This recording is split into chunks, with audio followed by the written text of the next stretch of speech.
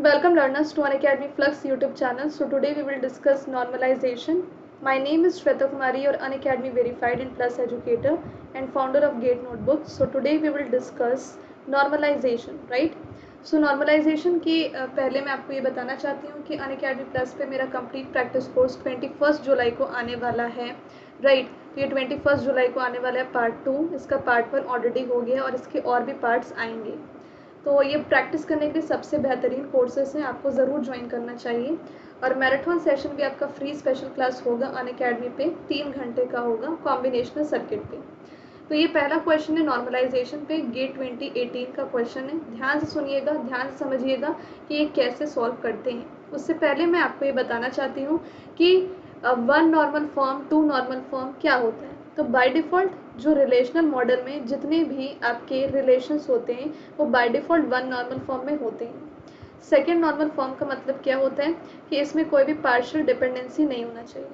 इसका मतलब ये होता है कि अगर आपके पास एक रिलेशन है ए बी सी, ओके, और उसके पास यहाँ पर आपको दे रखा है ए बी सी, ठीक है, या फिर आप मान लीजिए कि यहाँ पर ए बी और सी आपको दे रखा है, ठीक है। अगर मैं मान लेती हूँ कि हमारे पास ये है, ओके, और हम मान लेते हैं ये। अब आप मुझे बताइए कि इस रिलेशन के अकॉर्डिंग कैंडिडेट की कौन सा होगा। तो कैंडिडेट की ऑब्वियसली आपका ए बी होगा, क्योंकि ए बी का क्लोजर जो है वो तीनों को डिराइव कर पा रहा है, ए बी और सी तीनों को, और जो सभी को डिराइव कर पाएंगे एट्रीब्यूट को, रिलेशन के सभी एट्रीब्यूट को जो डिराइव कर पाएगा वही कैंडिडेट की होता है। तो A B is the candidate key. और अगर A B is the candidate key तो ए बी का अगर अलग से ए और बी दिखता है तो इसका मतलब कि वो पार्शियल डिपेंडेंट है। आप देख सकते हैं कि ए बी होते हुए भी ए अकेला सी को डिराइव करने की कोशिश कर रहा है, तो ये क्या पार्शियल की है, पार्शियल डिपेंडेंसी है। तो ये 2NF में नहीं होगा। तो अगर कैंडिडेट की के टुकड़े कहीं पे मिल जाते हैं आपको फंक्शनल डिपेंडेंसी में, on the left hand side जो दिख रहा है यहाँ पे एक टुकड़ा ए, तो इसका मतलब कि वो 2NF में नहीं है। 3NF क्या होता है उसको समझो कि आपका रिलेशन है ए बी सी, ठीक है, सेम वही मैंने लिया ए बी सी, और यहाँ पे मैंने लिया, यहाँ पे चलो एक डी भी ले लेते हैं, ओके, और यहाँ पे सी और डी मैंने लिया, ठीक है। अब आप देखिए कि इसमें कैंडिडेट की कौन होगा, ए बी होगा अगेन, क्योंकि ए बी के क्लोजर में हमारा ए बी भी आ रहा है, सी भी आ रहा है, डी भी आ रहा है, और आपका कैंडिडेट की चलो ए बी निकला। 3 नॉर्मल फॉर्म में क्या होता है कि एक नॉन प्राइम एट्रीब्यूट किसी दूसरे नॉन प्राइम एट्रीब्यूट को डिराइव नहीं करना चाहिए।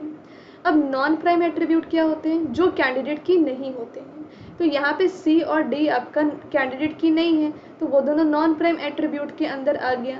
अब आप देखो कि क्या इन दोनों के बीच में कोई भी एफ डी है, हाँ है, और नहीं होना चाहिए था ये तो अकॉर्डिंग टू 3NF। तो मतलब कि this is not in 3NF, ठीक है, ये आपका 3NF में नहीं है। वैसे ही BCNF को आप समझिए, तो BCNF बहुत सिंपल है कि यहाँ पर आपके पास अगर कोई भी FD है तो उसमें X आपका सुपर की बस होना चाहिए। तो अगर मैंने कोई भी रिलेशन बनाया A और B और यहाँ मैंने A और B लिखा, तो ये आपका क्या होगा, BCNF में होगा, क्योंकि ये A आपका कैंडिडेट की है, और क्योंकि A आपका कैंडिडेट की है तो definitely it is in BCNF। Very easy. तो वैसे ही इन चीज़ों को ध्यान में रखते हुए आपको इन सारे क्वेश्चन को सॉल्व करना है। तो आपके पास 4 रिलेशनल स्कीमा है। स्कीमा नंबर 1, स्कीमा का मतलब होता है रिलेशन और उसका एट्रीब्यूट, जहाँ पे रोल नंबर इज़ योर की एट्रीब्यूट। आपको बताने कि इनमें से कौन सा स्कीमा 3NF में है पर BCNF में नहीं है। अब आप देखिए स्कीमा नंबर 1 को, क्या ये 3NF में है। आप देखो कि यहाँ पर इसके पास 2 ही एट्रीब्यूट है, और क्योंकि रोल नंबर की एट्रीब्यूट है तो वो कोर्सेज को डिराइव कर रहा है। एक चीज़ यहाँ पे देखें कि आपका रोल नंबर आपका की एट्रीब्यूट है ना, तो ये तो BCNF को सेटिस्फाई कर रहा है, क्योंकि BCNF तो यही कहता है कि अगर X और Y है तो X आपका की होना चाहिए। यस, रोल नंबर आपका की है, लेकिन रोल नंबर जो है उसका एट्रीब्यूट दोनों को डिराइव कर पाएगा। तो स्कीमा 1 तो राइट आंसर नहीं होगा, क्योंकि हमसे नॉट इन BCNF पूछा है। तो option A can not be the correct answer. Option B को चलो चेक करते हैं, that is schema number 2। Schema number 2 में रोल नंबर कोर्स आईडी मिलकर ईमेल को डिराइव कर रहा है, और ईमेल रोल नंबर को डिराइव कर रहा है। यहाँ पे पहले तो साफ बात हो गई है कि यहाँ पे जो की निकल कर आएगा आपका वो रोल नंबर और कोर्स आईडी होगा, क्योंकि इन दोनों के क्लोजर में तीनों एट्रीब्यूट निकल कर आ रहे हैं। अब आपको ये चेक करना हो क्या ये 3NF में है, तो 3NF में डेफिनेटली ये है, क्योंकि कोई भी नॉन प्राइम का रिलेशन नहीं है। यहाँ पे की है, यहाँ पे ये भी की ही है आपका, तो why it is non prime. Okay, फिर हम चेक करते हैं यहाँ पे कि क्या ये आपका 3NF, तो क्या ये BCNF में है? तो BCNF में नहीं है, 3NF में है पर BCNF में नहीं है। क्यों? क्योंकि BCNF बोलते हैं कि अगर यहाँ पे सारे जो होंगे लेफ्ट हैंड साइड वाले, ठीक है, वो सारे सुपर की होने चाहिए। ये तो है पर ये तो नहीं है ना, तो दैट मीन्स कि schema 2 is the right answer because it is in 3NF but not in BCNF। Okay, तो बी इसका राइट आंसर होगा। वैसे अगर आप ऑप्शन सी को चेक करें तो option see that is schema number 3 को, तो स्कीमा 3 में रोल नंबर कोर्स आईडी इन दोनों को डिराइव कर रहे हैं। पक्का है, आप देख सकते हो कि की आपका रोल नंबर और कोर्स आईडी मिलकर बना रहे हैं। क्या ये 3NF में है? 3NF ही में नहीं है ये। क्यों? क्योंकि नॉन प्राइम एट्रीब्यूट क्या होगा?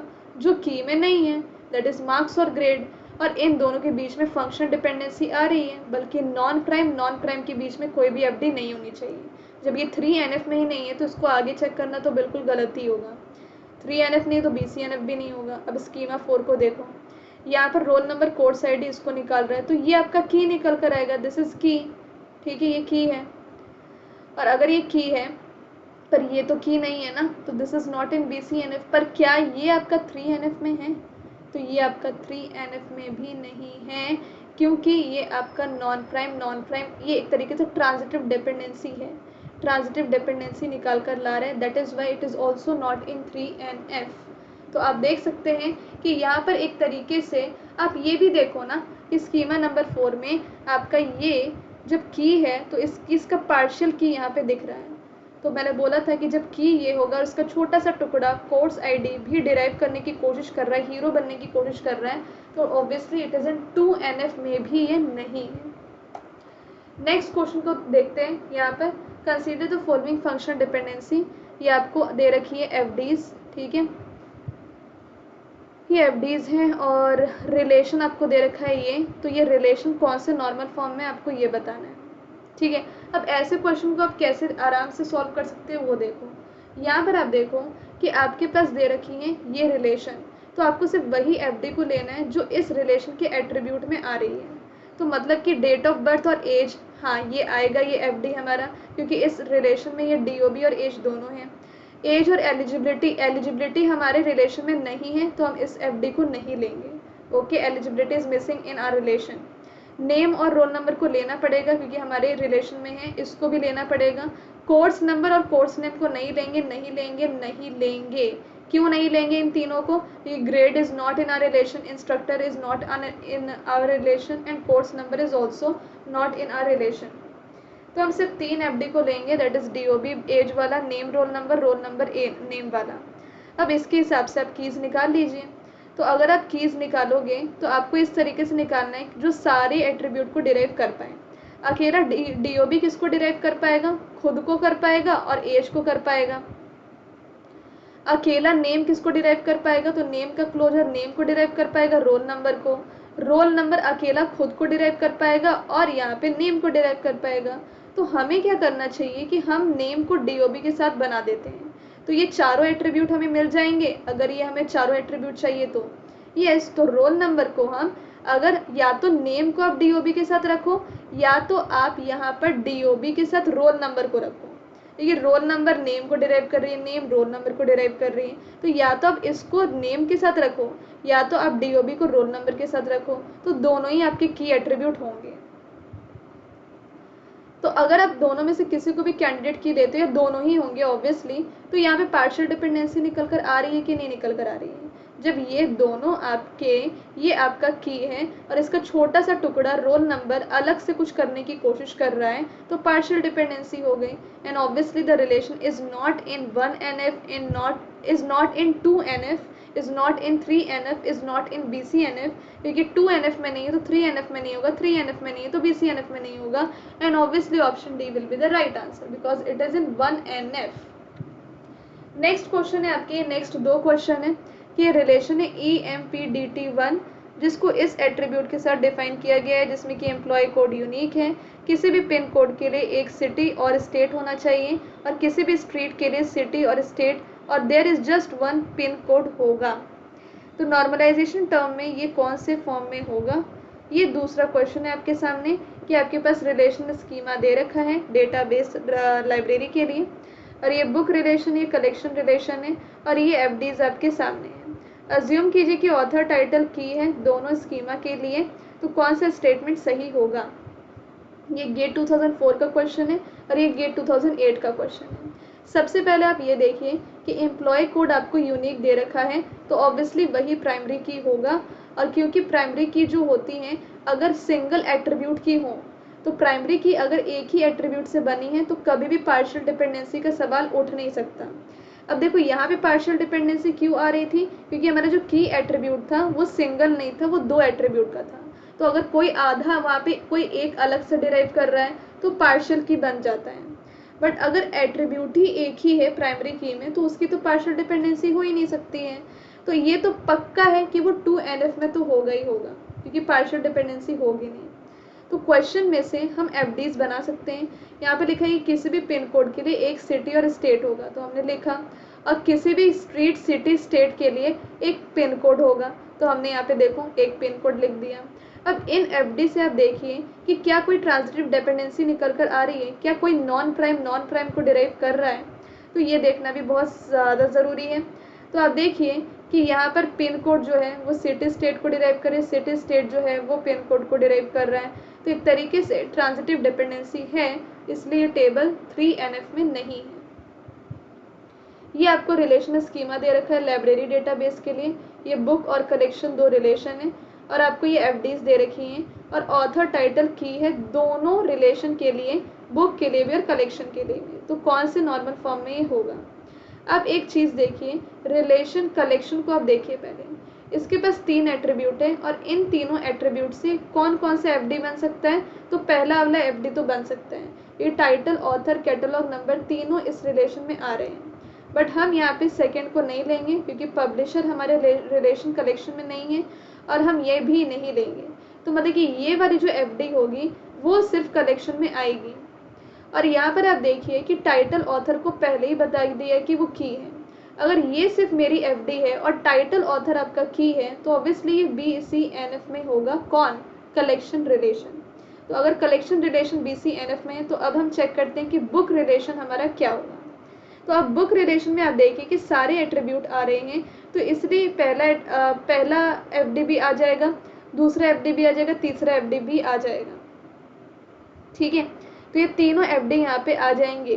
पर यहाँ पर आपको देखना होगा कि बुक आपका 3NF में नहीं है। क्यों नहीं है उसको देखो। सबसे पहले आप ये देखो, title author is the key, तो टाइटल ऑथर की है, ठीक है, और टाइटल ऑथर कहीं अलग अलग दिख नहीं रहा, तो इसलिए पार्शियल डिपेंडेंसी तो नहीं है। ओके, पार्शियल डिपेंडेंसी तो नहीं है, तो 2NF में तो होगा ही होगा। 3NF में चेक करने के लिए नॉन प्राइम चेक करना होगा। अब देखिए कि यहाँ पे नॉन प्राइम नहीं आ पा रहा, क्योंकि यहाँ पे एक की है, और यहाँ पे आपका नॉन प्राइम नहीं आ पाएगा, क्योंकि यहाँ पे आपका एक की है, और यहाँ पे तो की है ही। तो जब एक साइड पे की कहीं भी निकल कर आ रहे हैं, तो नॉन प्राइम का इक्वेशन बनकर आएगा ही नहीं, बिकॉज टाइटल की आपका अवेलेबल है ऑब्वियसली, तो बुक आपका 2NF में होगा ही होगा। और आप ये भी देख सकते हैं कि बुक आपका 3NF में इसलिए नहीं है, क्योंकि जो आपका पब्लिशर ईयर है, नॉन प्राइम एट्रीब्यूट, वो ट्रांजिटिवली डिपेंडेंट है की टाइटल ऑथर पे। ठीक है, ये आप पब्लिशर ईयर को देखो, ये वाला, और ये आपका किस पे डिपेंडेंट है, टाइटल ऑथर पे। तो डेफिनेटली ये भी एक प्रॉब्लम है, ट्रांजिटिवली डिपेंडेंट है, transitive dependency you can see, ये इसको डिराइव कर रहा है, ये इसको डिराइव कर रहा है ऑब्वियसली, तो इसलिए वो नहीं है। बाकी मैंने आपको बता दिया है कि जो भी चीज़ें थी। BCNF को कहाँ यूज़ नहीं करते, तो ये क्वेश्चन है। तो BCNF को हम कहाँ यूज़ नहीं कर सकते हैं, ये एक क्वेश्चन है।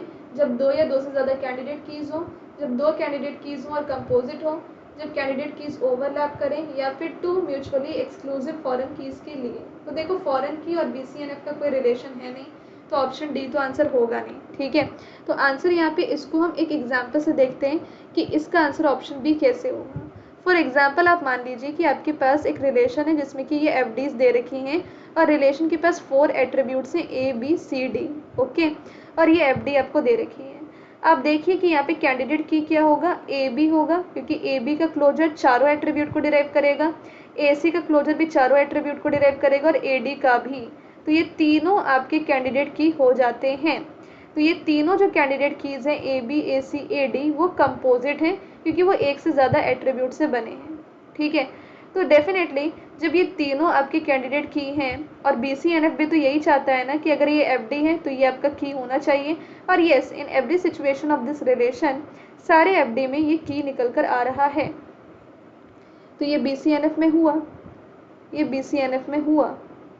पर आप ये भी तो देखो कि अगर यहाँ पर मैं एक और FD लिख दूँ कुछ ऐसा करके, फॉर एग्जाम्पल मैं ऐसा लिख दूँ A डिराइव कर रहा है C को, मैंने एक और FD ऐड कर दी, तो क्या पार्शियल डिपेंडेंसी नहीं हो रही है? अब यहाँ पे AD अगर की है तो अलग से A दिखना पार्शियल डिपेंडेंसी नहीं होगी। तो इसीलिए BCNF को कभी भी इस केस के लिए यूज़ नहीं करना चाहिए। तो option B will be the right answer. हाँ, दो या दो से ज़्यादा कैंडिडेट की हो सकता है। अब देखो, अब मैं अगर एक रिलेशन बनाऊँ ABC, ओके, और A जो है वो डिराइव कर रहा है BC को और B डिराइव कर रहा है AC को, तो अब आप देखो कि कैंडिडेट की यहाँ पे आपका A भी है क्योंकि A का क्लोजर ABC को डिराइव कर रहा है और B भी है क्योंकि B का क्लोजर ABC को डिराइव कर रहा है। तो क्या दो कैंडिडेट की हैं और दोनों कीज़ हैं, तो क्या ये BCNF में नहीं होगा? बिल्कुल होगा। तो इसके फेल होने की कोई चांसेस भी नहीं है। तो option A will be the right answer. और मैंने ये वाला एग्जाम्पल आपको क्यों बताया? क्योंकि मैं थर्ड वाले को यहाँ पर बताना चाहती थी कि कैंडिडेट की ओवरलैप होंगे। जब कैंडिडेट की ओवरलैप हो रहे हैं तो यहाँ पे कैंडिडेट की ओवरलैप नहीं हो रहे। देखो तीनों के पास ए निकल कर आ रहा है, तो उस केस में ये तो BCNF में निकल कर आ रहा था ना, तो इसीलिए ऑप्शन सी आपका सही होगा। हाँ, ऑप्शन बी आपका सही नहीं होगा जहाँ पे 2 कैंडिडेट कीज होंगी और वो कंपोजिट होगा। तो ठीक है, तो ये आपके टोटल नॉर्मलाइजेशन के क्वेश्चंस हो गए टोटल 5। और इसी तरीके से मैं तो पढ़ाती रहूँगी, फ्री क्लासेस में लेती रहूँगी, पर अनअकैडमी प्लस पे जो क्लासेस चल रही हैं कंप्लीट क्लासेस, उसको मिस बिल्कुल मत कीजिए स्टूडेंट्स, क्योंकि वहाँ पे आपका कंप्लीट मटेरियल शेयर होता है और एवरीथिंग सारे एजुकेटर डिस्कस करते हैं। हमारी पूरी कोशिश रहती है कि हम फ्री प्लेटफॉर्म में भी उसको कर पाएँ, पर समय की कमी की वजह से वो कहीं ना कहीं नहीं हो पाती है। तो वो चीज़ मिस नहीं होना चाहिए। जो कंटेंट है वो आपका पूरा आपको मिलना चाहिए और वो आपको अनअकैडमी प्लस पे मिल रहा है। तो यहाँ पे मेरे 2 कोर्सेज चल रहे हैं। ऑपरेटिंग सिस्टम का आप देख सकते हैं कि ये सारे ग्रीन वीडियोस ख़त्म हो चुके हैं और अपकमिंग लाइव हैं, जिसमें कि deadlock, file system, memory management अभी भी आपका बचता है। तो आपको फटाफट से सब्सक्राइब करके अपनी शुरुआत करनी चाहिए पढ़ाई की। और यहाँ पर लॉकडाउन के टाइम को काफ़ी अच्छी तरीके से आप बेनिफिट लीजिए, यहाँ पे उसको लॉस में ना जाने दें। डिजिटल लॉजिक का कोर्स भी चल रहा है जो ख़त्म होने वाला है, उसका कंप्लीट बुक और SRP बुक भी प्रोवाइड हो जाएगा आपको जैसे ही आप सब्सक्राइब करेंगे। तो और जैसे ऐसे ही सबके कोर्सेज में, सारे सब्जेक्ट के कोर्सेज में कंप्लीट बुक और SRP बुक मैं दे रही हूँ। ये मेरे अपकमिंग कोर्सेज हैं और ये कंप्लीटेड कोर्सेज हैं। सब्सक्रिप्शन के बाद आप सारे कोर्सेज एक्सेस कर सकते हो, जो मिस आपने कर दिया उसके रिकॉर्डेड आप देख सकते हो। तो यहाँ पर ये टेबल मैं फॉलो कर रही हूँ, टाइम टेबल गेट 2021 के लिए, जिसमें कि अपकमिंग कोर्सेज जो हैं वो आपको दिख रहे हैं ब्लू कलर में और ये दोनों ऑनगोइंग है जो येलो कलर में हैं। अगर आपको 10% का डिस्काउंट चाहिए तो आप हेलो सोनू 01 कोड का यूज़ करें। इससे आपको 20 बुक्स में मिल जाएंगे कंप्लीट बुक और 10 आपके SRP बुक। और यहाँ पे क्रेडिट से 10% का डिस्काउंट मिलेगा, तो टोटल 20% का डिस्काउंट मैक्सिमम मिल सकता है। एंड 20% डिस्काउंट के बाद आप कॉस्ट देखिए, फिर आप बताइए कि यहाँ पे इतने कम कॉस्ट में क्या कोई आपको तैयारी करवा रहा होगा इतने क्वालिटी एजुकेशन के साथ। तो मेरा विश्वास रखिए कि यहाँ पे अगर आप अनअकैडमी प्लस को सब्सक्राइब करते हो तो सब्सक्राइब करने के बाद आपको बेनिफिट नहीं हुआ तो बताइएगा। बेनिफिट आपको 100% फॉर श्योर होगा और बिल्कुल होगा, और आप डेफिनेटली बोलोगे कि इससे अच्छा प्लेटफॉर्म और कोई हो ही नहीं सकता जिसमें कि इतने सारे अल्टीमेट बेनिफिट्स हैं। अपकमिंग कोर्सेज जो धमाका कोर्सेज हैं इस कोर्स के बाद वो आप देख सकते हैं। और ये प्लान मैंने आपको बता दिया है। अगर आप 24 मंथ प्लान लेते हो तो आपको 30,000 लगेगा, and after using referral code hello Sonu 01 the cost will be reduce to 27,000, क्योंकि इससे आपको 10% का डिस्काउंट मिल रहा है। तो 2 साल में इतने कम कॉस्ट में इतनी अच्छी पढ़ाई आपको अनअकैडमी प्लस ही दे सकता है। Thank you so much and please like and share the video.